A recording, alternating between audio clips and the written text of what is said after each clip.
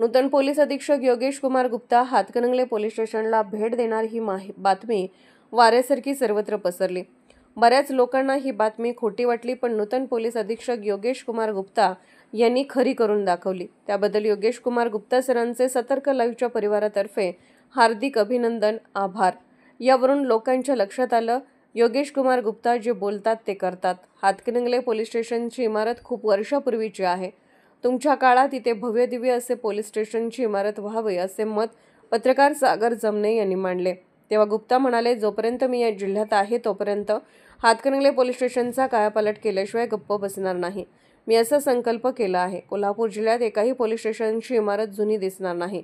यावेळी सर्व सीसीटीव्ही कॅमेरे चेक केले, दप्तर तपासणी केली, लॉकअपची पाहणी केली, पोलीस क्वार्टर्स किती आहेत तेथील सुखसुविधांची माहिती घेतली, अॅट्रॉसिटी गुन्ह्याचे रजिस्टर चेक केले, अधिकारी व कर्मचारी वर्गाच्या समस्या जाणून घेतल्या। कोणत्याही प्रकारची अडचण असल्यास माझ्याशी संपर्क साधावा। हातकणंगले पोलीस स्टेशनचे पोलीस निरीक्षक शरद मेमाने, पोलीस उपनिरीक्षक नानासाहेब पवार यांनी बुके देऊन स्वागत केले।